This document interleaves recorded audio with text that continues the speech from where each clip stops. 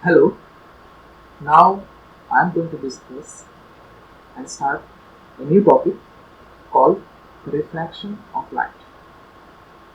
Now, refraction, as we all know, is the change in the direction of light when it goes from one medium to another medium. For example, the light is given from air to water or from air to glass. There will be change in the direction of light. That change in the direction of the path of light is called as refraction.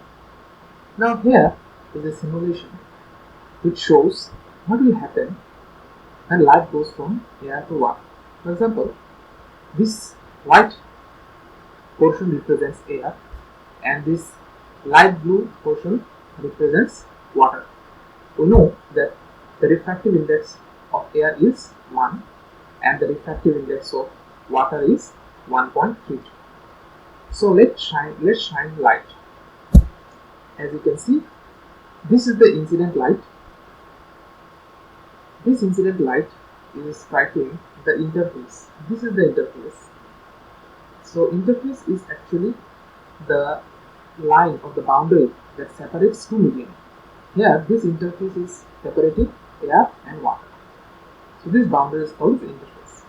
So at the interface you can see the direction of the path of the light is getting changed. It is slightly bent. Okay. So this phenomena is called as refraction. This, you can see another light which is a little less intense than this one. This is the reflected light, because every surface or every medium like water, glass or any other, they absorb most amount of light and reflect some portion of light. So in case of water, it absorbs maximum amount of light, maximum percentage of incident light, and very little percentage of the incident light gets reflected. So this is the reflected light. So I am not concerned with this light.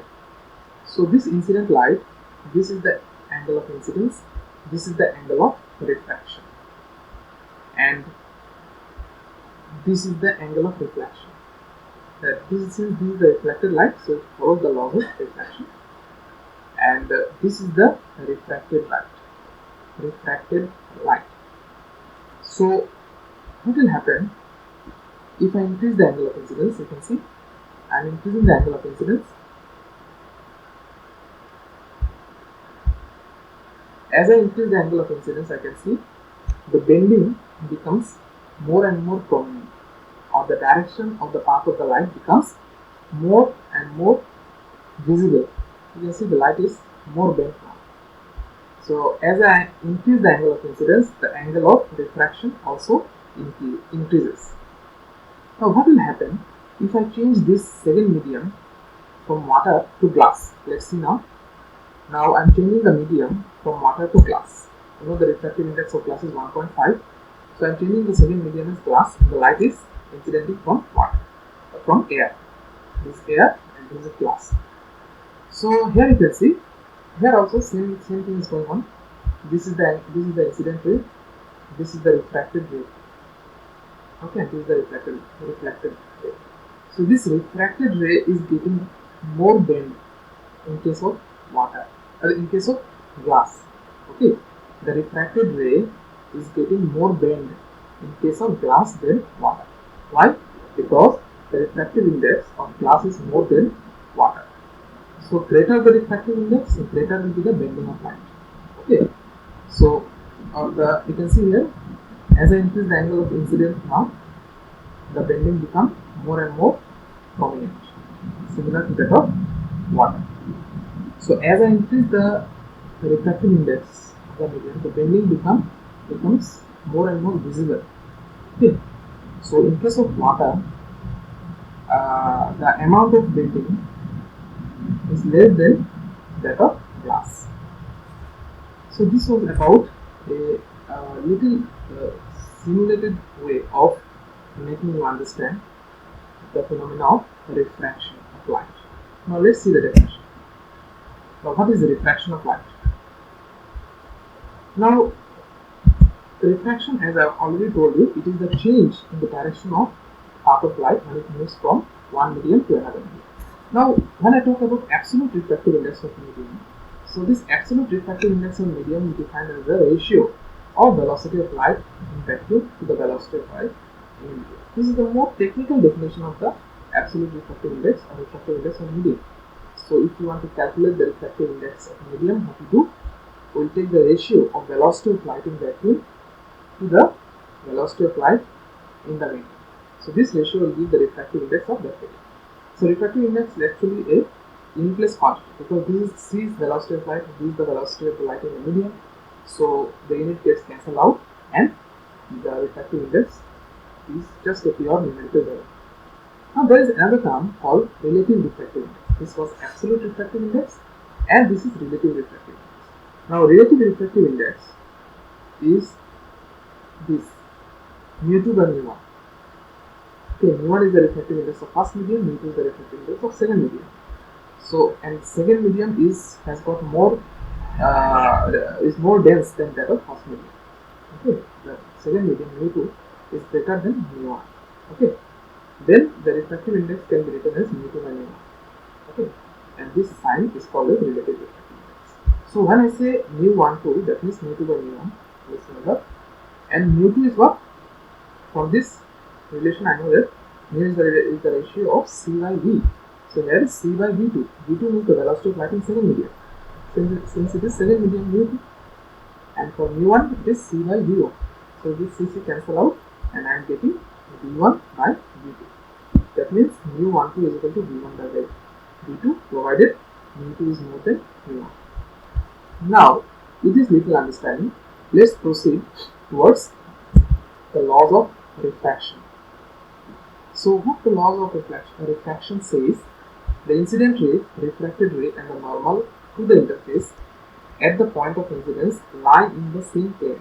That means the incident ray, refracted ray and normal are coplanar. And the second law of refraction says the ratio of the sine of the angle of incidence to the sine of the angle of refraction is constant for any two given medium. This is called as Snell's law. Okay, so here is the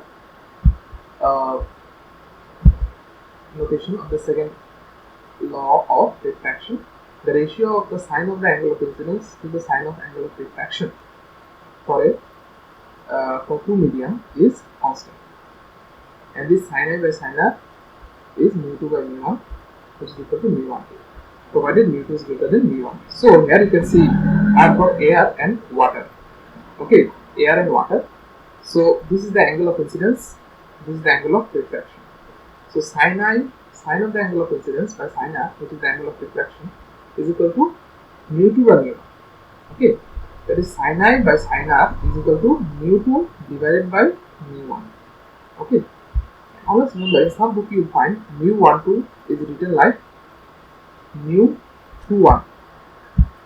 Okay, this mu12 is also written as mu21 in some book you will find. In some book you will find n in place of mu. So it depends which book you use what type of notation. Now let's see now what is lateral shift. It is very important. Now lateral shift, as you can see from this diagram, this is the incident light. It is in the rarer medium. It is entering into a denser medium. Okay, this square represents the denser medium. So this incident light is entering into a denser medium. So obviously it will bend. So one thing always remember, when the light goes from rarer medium to denser medium, it always bends towards the normal. You can see this light is bending towards the normal.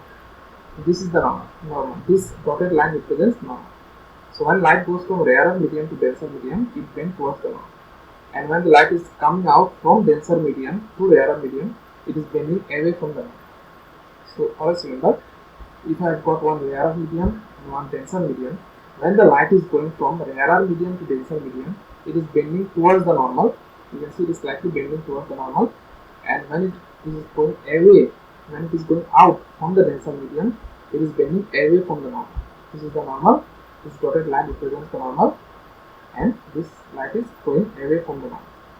So you can see that this incident light, when it comes out from this medium, it is slightly shifted. Otherwise, the actual direction of the incident light is this. Actual direction of incident light is this. But after moving inside the second medium, the direction of the incident light is this. That means there is a shift between the original direction of the incident light and the new direction of the incident light. There is a shift. Okay, if this denser medium were absent, then this light could have gone straight. But in the presence of denser medium, this light has changed its path. So this shift in the path of the incident light is called as lateral shift. This is the incident light, this is the emergent light. Okay, so this shift is called as lateral shift. Lateral shift. Okay, so lateral shift is the perpendicular distance. This perpendicular distance is called as lateral shift. So what is lateral shift? So lateral shift is the perpendicular distance between the direction of incident ray and the emergent ray. Okay, so this distance is called as lateral shift. So you can see mu12 can be written as 1 by mu21, and this product is equal to 1. Okay, so this was about your lateral shift. Thank you.